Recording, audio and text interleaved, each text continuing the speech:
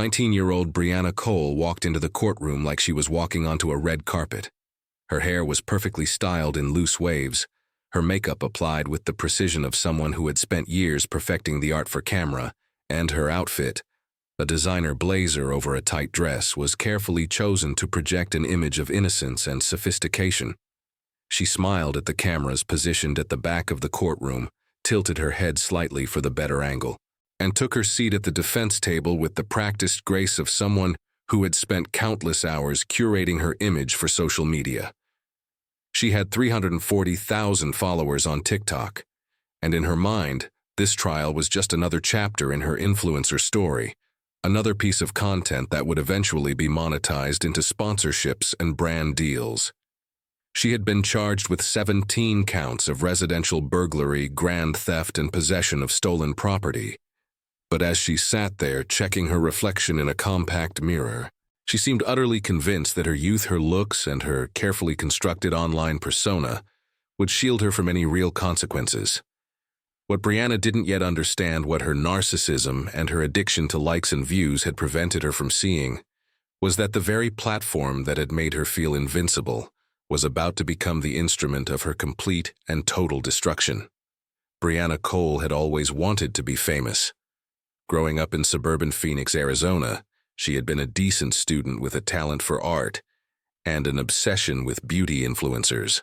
By the time she was 16, she had created multiple social media accounts, posting makeup tutorials, fashion hauls, and lifestyle content with a relentless consistency that spoke to both her ambition and her desperate need for external validation. She studied algorithms, engagement rates, and trending sounds with the dedication most teenagers reserved for college entrance exams. By 18, she had built a modest following of about 50,000, enough to start receiving free products from small brands, enough to feel like she was on the verge of something bigger. But building a legitimate influencer career required resources, expensive makeup, designer clothes, luxurious backdrops, and constant content creation. Brianna's family was solidly middle class. Her parents both worked full-time jobs, and while they supported her dreams, they couldn't fund the lifestyle she was trying to project online. The gap between the life Brianna wanted to portray and the life she could actually afford created a cognitive dissonance that she resolved in the worst possible way. If she couldn't afford the lifestyle, she would simply steal it. The burglaries began in the summer of 2023, and they followed a disturbing pattern that revealed both Brianna's narcissism and her complete lack of empathy for her victims. She didn't target homes at random. She carefully researched her victims through social media, looking for people who posted vacation photos, who checked in at airports, who publicly announced they would be away from home for extended periods. She looked for homes in affluent neighborhoods, homes that would have the kind of aesthetic backdrops and luxury items that would photograph well for her content. Once she identified a target, she would surveil the property, sometimes for days, watching patterns, noting when neighbors came and went, identifying the easiest points of entry. She would break in through unlocked windows, side doors, or occasionally by simply finding a hidden spare key. And then, once inside these violated sanctuaries, she would do something that was almost incomprehensible in its brazenness. She would set up her phone, turn on her ring light, and film content. Brianna's TikTok account, under the username @GlamByBri, became increasingly popular throughout the summer and fall. Her followers loved her makeup tutorials, her Get Ready With Me videos, and her room tours that showcased what appeared to be an enviably luxurious lifestyle. What her followers didn't know, what the thousands of people liking and sharing her content couldn't see, was that she was filming in strangers' homes. She would sit at their vanities, use their mirrors, rummage through their jewelry boxes and closets, selecting items to wear or display in her videos. She would film herself applying makeup in master bathrooms, model stolen designer clothes in walk-in closets, and create aesthetic content in living rooms that didn't belong to her. The comment sections of her videos were filled with admiration. "Your house is so beautiful. I love your style. Where did you get that necklace?" Brianna would respond with vague answers, soaking in the validation. each like and comment feeding the addiction that drove her to take greater and greater risks. But Brianna wasn't just creating content in these homes. She was systematically robbing them. She would take jewelry, designer handbags, electronics, cash, and anything else that was valuable and easily portable. She kept some items for herself, wearing them in future videos, and sold others through various online marketplaces, generating thousands of dollars that she funneled back into her influencer persona. Better camera equipment, more expensive makeup, funds for photo shoots. She became addicted to the dual rush of theft and online validation, each feeding into the other, creating a cycle that escalated with each successful burglary. By October 2023, she had burglarized 17 homes across 3 affluent Phoenix suburbs, stolen property valued at over $200,000. The investigation that would eventually bring Brianna down began not with detective work, but with a victim's sharp eye and social media savvy. Margaret Chen, a 52-year-old jewelry designer, returned from a 2-week trip to visit her daughter in Boston to find her home in Scottsdale had been burglarized. The police were called, a report was filed, and Margaret provided a detailed inventory of what had been stolen, including a custom-designed necklace she had made herself. A one-of-a-kind piece featuring a distinctive teardrop sapphire set in an intricate rose gold setting.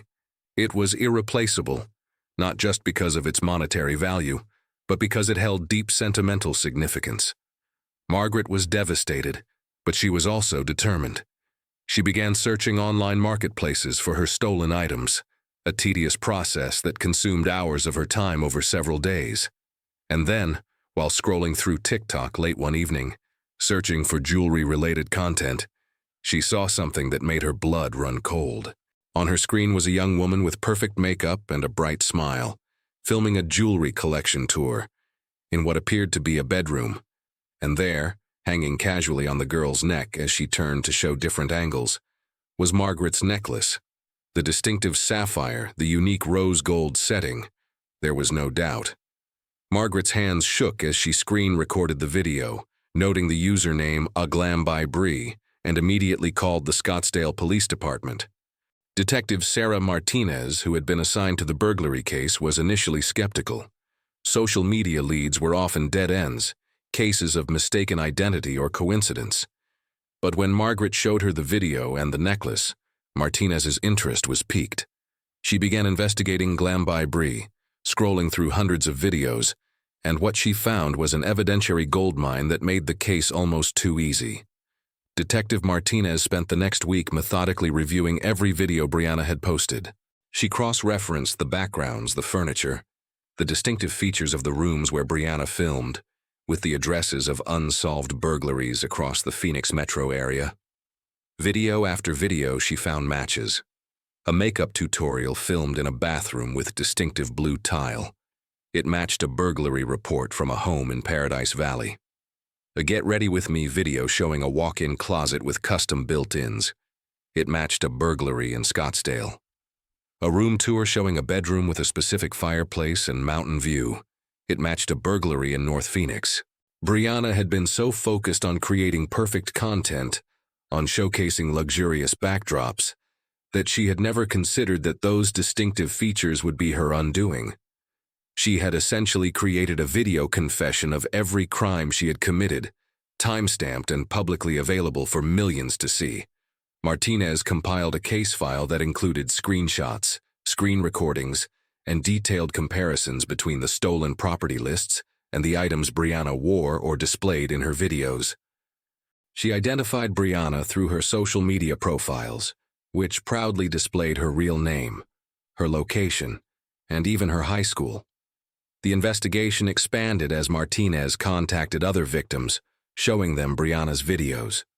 One by one, they identified their stolen items: a Cartier bracelet, a Chanel handbag, diamond earrings, designer sunglasses.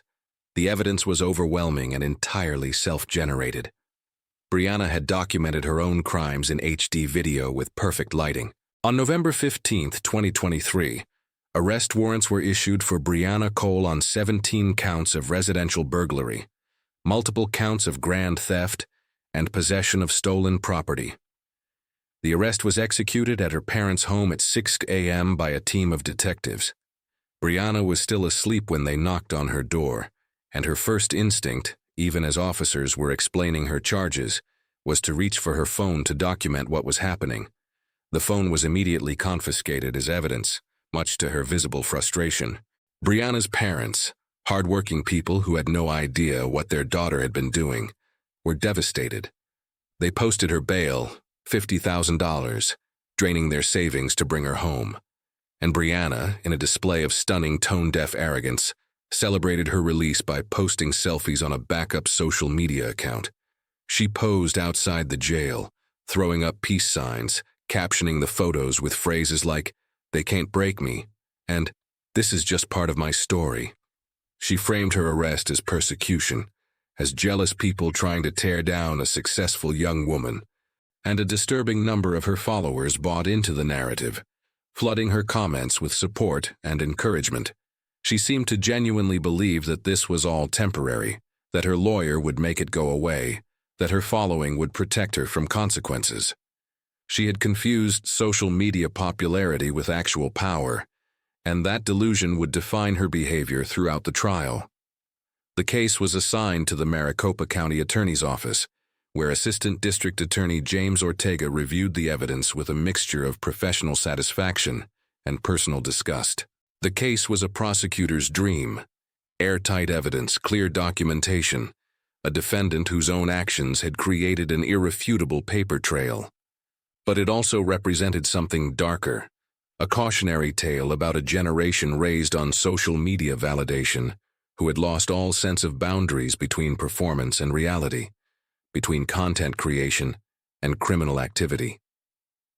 Ortega was determined to not just convict Brianna Cole, but to send a message that social media followers don't grant immunity from the law, that theft is theft regardless of how many likes you get, and that real people's lives were devastated by her narcissistic need for content. Brianna's attorney, David Sullivan, was a private defense lawyer hired by her parents, who mortgaged their home to afford his fees. Sullivan was experienced and competent, but from his first meeting with his client, he knew he was facing an uphill battle, not because the evidence was strong, which it was, but because Brianna herself was her own worst enemy. She refused to take the case seriously, constantly checking her phone during their meetings, more concerned with her follower count and her brand reputation than with the prison time she was facing. Sullivan tried to negotiate a plea deal. Ortega was willing to offer probation and restitution if Brianna would plead guilty, apologize to the victims, and stay off social media for a year. It was an incredibly generous offer considering the evidence. But Brianna refused. She insisted on going to trial, convinced that her story would resonate with a jury, that her youth and appearance would work in her favor, and that she could perform her way out of consequences, just like she performed her way into internet fame. The trial began on a warm April morning, the courtroom packed with media, true crime enthusiasts, and several of Brianna's victims who wanted to see justice served. Brianna arrived wearing a conservative dress her attorney had selected, but she had insisted on full makeup and styled hair, and she couldn't resist taking a selfie on the courthouse steps that her attorney had to physically intervene to stop. She entered the courtroom with a small, confident smile, her eyes scanning the gallery as if counting her supporters, and took her seat with the practiced composure of someone used to being watched. Judge Robert Harrison, a stern jurist known for his no-nonsense approach, watched her carefully, his expression giving nothing away but his eyes, sharp and assessing. The jury was seated, 8 women, 4 men, ranging in age from late 20s to mid-60s, a cross-section of the community that included a teacher, a retired police officer, a nurse, and a small business owner. Prosecutor Ortega's opening statement was a masterclass in connecting with a jury. He began by acknowledging that social media was a part of modern life, that influencer culture was real, and that wanting to share your life online wasn't inherently wrong. But then he pivoted, his voice taking on a harder edge, explaining that what Brianna Cole had done was not content creation, it was criminal activity. He described the violation that burglary victims feel, the sense of safety that is stolen when a stranger invades your home, and the added insult of having that violation broadcast for entertainment. He promised the jury they would see Brianna's own videos, filmed in victims' homes, wearing victims' jewelry, using victims' possessions as props for her narcissistic performance. She didn't just steal their things, Ortega said, his eyes moving across the jury box. She stole their privacy, their security, and their peace of mind. And she did it all for likes, for followers, for the validation of strangers on the internet. And then she documented every crime she committed.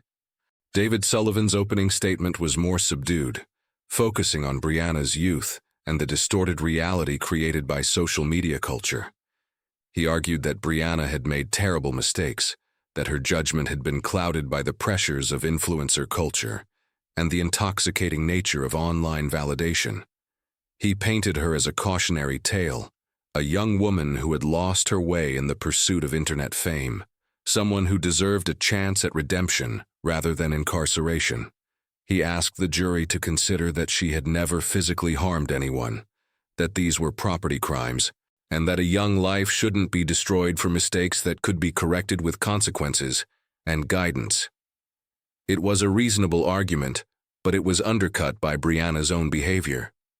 Throughout Sullivan's opening, she sat with a faint smile, occasionally glancing at the gallery, her body language conveying not remorse or humility, but a strange pride, as if she were the star of this production, and everyone else was simply playing their parts.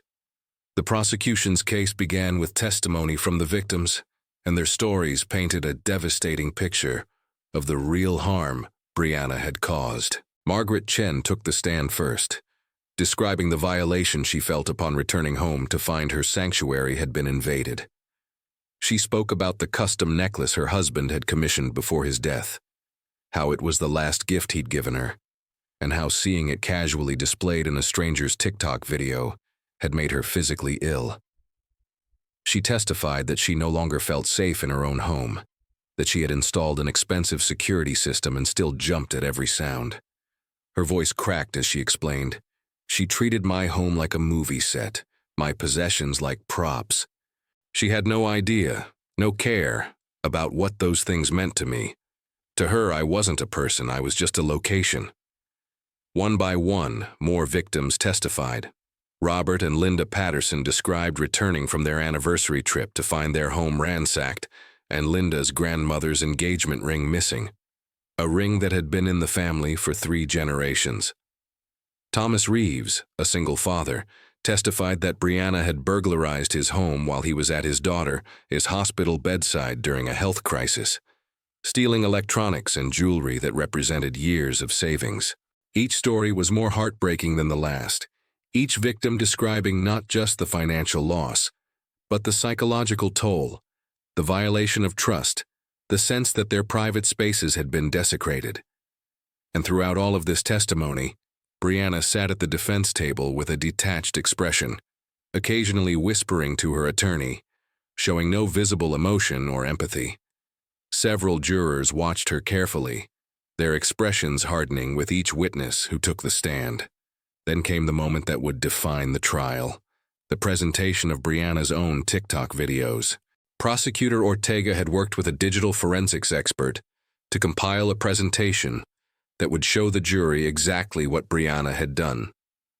The courtroom lights were dimmed, and a large screen was positioned where everyone could see. The first video began to play, and Brianna's voice, bright, cheerful, performatively enthusiastic, filled the courtroom. "Hey guys, welcome back to my channel. Today I'm going to show you my everyday makeup routine."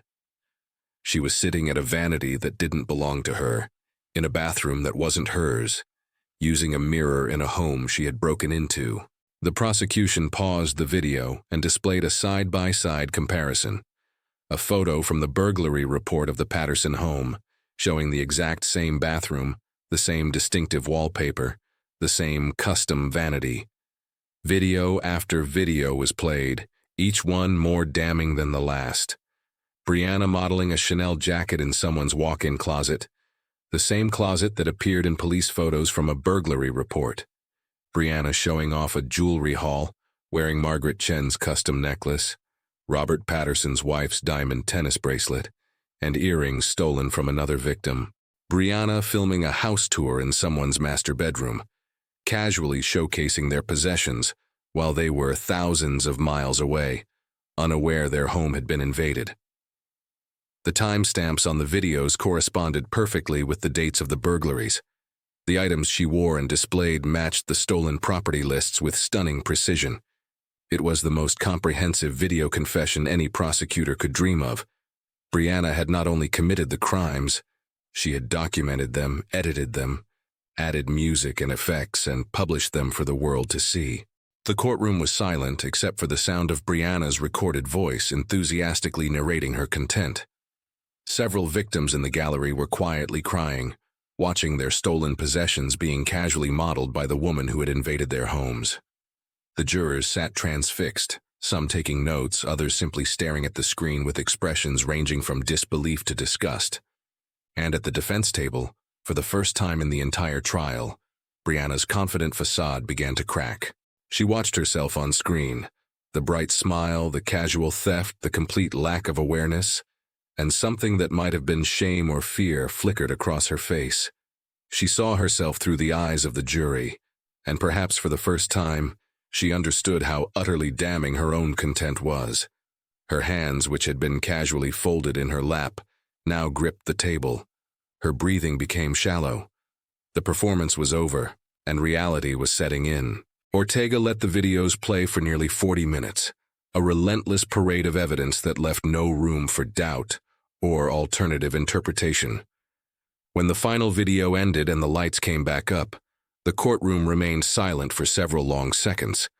Then Ortega called Detective Martinez to the stand, and she walked the jury through the investigation, explaining how each video had been matched to a specific burglary, how Brianna's own geotags and timestamps had created an irrefutable timeline, and how the stolen items she wore could be directly traced back to specific victims. It was clinical, methodical testimony that transformed Brianna's content into what it actually was: evidence of serial criminal activity. The defense's case was weak by necessity. Sullivan called a social media psychologist who testified about the addictive nature of online validation, the way that likes and followers create dopamine responses similar to gambling or substance abuse, and how young people raised in this environment can develop distorted values and poor judgment.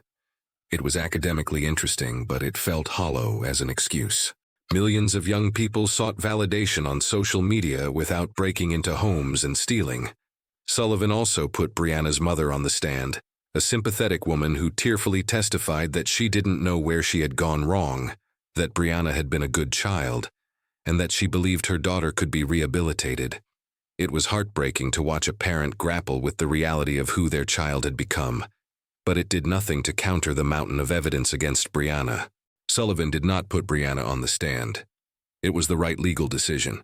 Her personality would have been toxic to her defense, but it also meant she never had to face the victims directly, never had to explain herself, never had to take responsibility in any meaningful way. The closing arguments were powerful and concise.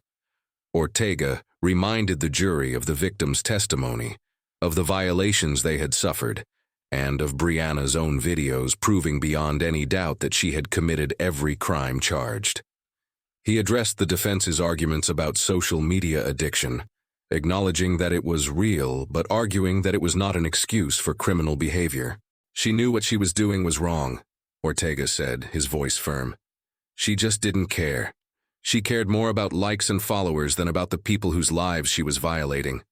She is not a victim of social media culture. She is a criminal who used social media to document her crimes.